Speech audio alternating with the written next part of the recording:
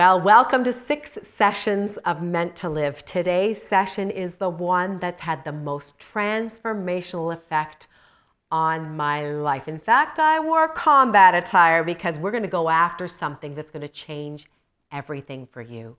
And it's the power of the cross. Now, so far in our time together, we've kept out before us God's great call to life, to Himself. Remember, He is life. Now, last session was on realizing excellence, meaning doing the most with what you've been given. Now, I mentioned last week that there are lots of different reasons why we pull back from responding to God's call to life, sometimes even when we know what we're good at, and even when we've been convinced through Scripture that, yes, we are called to this glorious life, and I want this glorious life through Jesus Christ, somehow we still can't get there. Something is in the way, and we want to go after that today. Remember in session 1, Adam and Eve went into hiding. Well, in a sense, we've been hiding ever since. And for many reasons, our glory is veiled, hidden, covered up. Why? Well, because our life has been doused with very concrete experiences of the fall, or what's often called the curse. In other words, we've got junk to overcome. So around year 7 in my marriage to Cam, we were struggling. And I had put my career as a singer on simmer to stay at home with our 2 boys who were about 3 and 5 at the time, and Cam traveled all the time. But Saturdays were really exciting for me because he'd typically be home and I would have all these ideas of what we would be doing together, kind of itching to get out as a family and have some fun. And Cam sometimes would have other ideas. Now, I want to be clear. Of course, in our marriages, you've got to kind of work out his needs, her needs. I get that, but I'm just telling my part of the story here. I would find myself on these Saturdays getting really angry at him because it was sort of rinse, repeat, and this was kind of going on, not every Saturday, but often. And I'd get angry at him and he'd say, "You're so angry." And I'd be like, oh, full of shame. And in fact, at one time, he would sort of continue to say this because it kind of continued to go on again, not every Saturday, and he would just say, "You're so angry." One time I was so angry, in fact, it was an evening and I was cooking spaghetti and I took the whole pot of red sauce, the marinara sauce, and I whipped it at him across the room and it splattered all over the walls, all over him. And he was like, "Oh, great." And he was like, "You're so angry." Well, no surprise, we ended up in counseling. And at one point, the counselor said to me, "Nancy, tell me about your background. Tell me about your parents." And I was like, well, my dad was abusive and left when I was a little girl, but I had an amazing mom, sort of like you have a red car, you have a blue car, you have a dog, you have a cat, vive la différence. And I was like, but you know, I had this amazing mother, but that really has nothing to do with Cam and me. So let's get to the point. And he said to me at the end of the session, "Nancy, I have something I want you to do. I want you to go home and I want you to write on a piece of paper everything you want Cam to be to those 2 little boys of yours." And I was like, no problem. So I go home and I'm like, I want him to provide for them, to protect, to go to their sports games. I want him to love them. And I just went through, I had this like litany of things I wanted Cam to be to David and Aaron. And I went back the next week with Cam and there we were sitting in the counselor's office again. And he said to me, "Nancy, so read me your list." And I was so happy and I'm reading the list and going through the whole list. And I'm like, okay, so make Cam be that to these boys. And he said, "I have another assignment for you, Nancy." And this was at the end of the session. He said, "Now this week what I want you to do is I want you to go home and I want you to get alone with God." He knew I was a Christian. "Get alone with God and I want you to take that list and I want you to pray. God, I never had a father who provided for me. I never had a father who protected me. I never had a father who came to my sports, my games. I never had a father who told me he loved me." And honestly, it was a watershed moment for me. He totally turned the tables on me and I went home and I did what he told me to do and I just wept over that list. I was like, oh my gosh. And you know, for you, it's going to be different things. For you, it could be sexual abuse, sins and curses against you that's maybe even led you to withholding yourself from your spouse and from entering into intimacy and actually maybe even despising him for trying.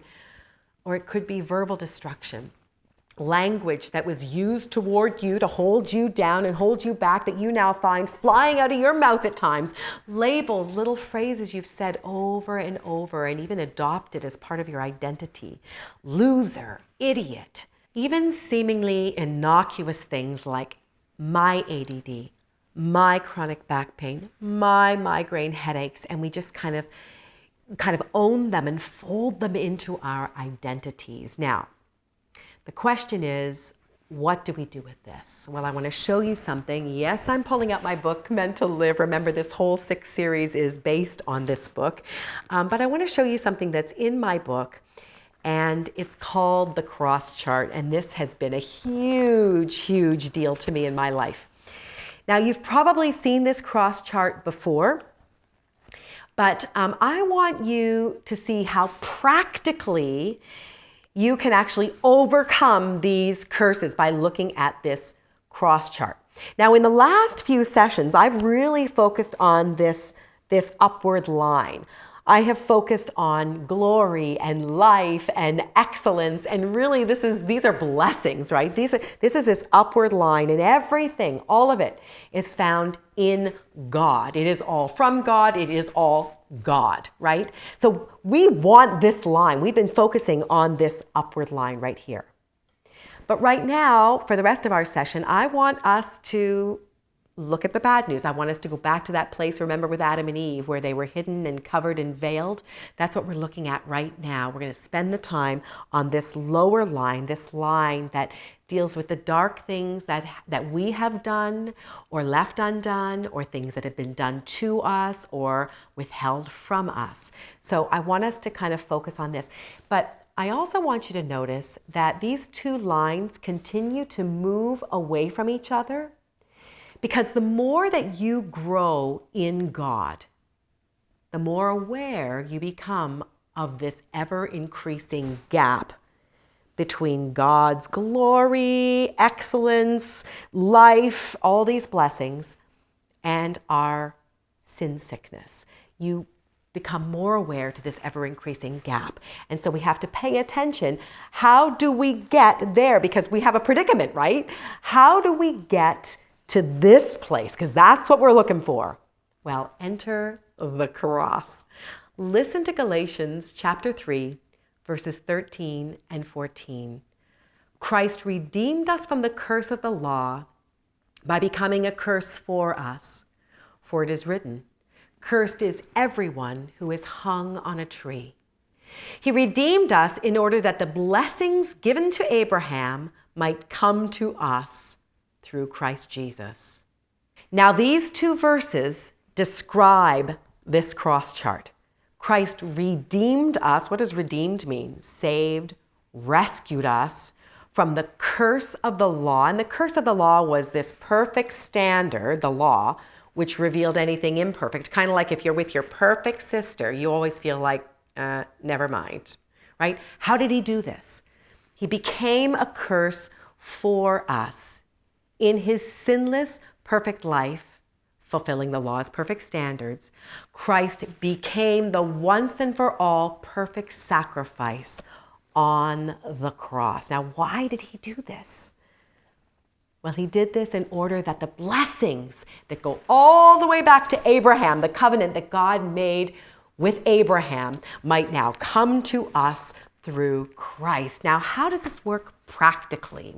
Well, number one, join yourself to Christ, regardless of how you identify yourself, non-Christian, Christian, unchristian, de-church, whatever. I implore you, join yourself to Christ. Just say, Jesus, I join myself to you now.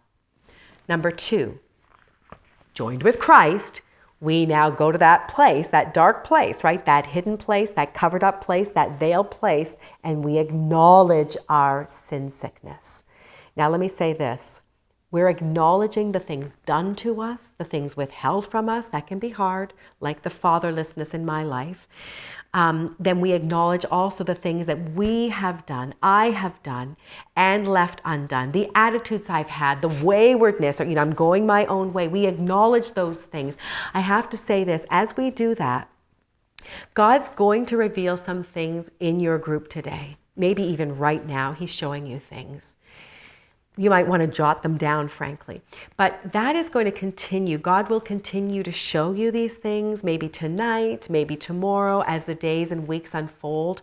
Sometimes I've prayed like this, and God has shown me things in His kindness and mercy, things that I haven't thought of for a long time, or had buried way down deep, and all of a sudden it comes to mind. That is how God does this. So you acknowledge, again, joined with Christ, you acknowledge this sin sickness. And sometimes, my dear friends, sometimes you're going to mourn and feel sadness about this. Sometimes it feels like death. And in a sense, it really is. It's really what's meant by the verse, I have been crucified with Christ. Number 4. You look at the cross.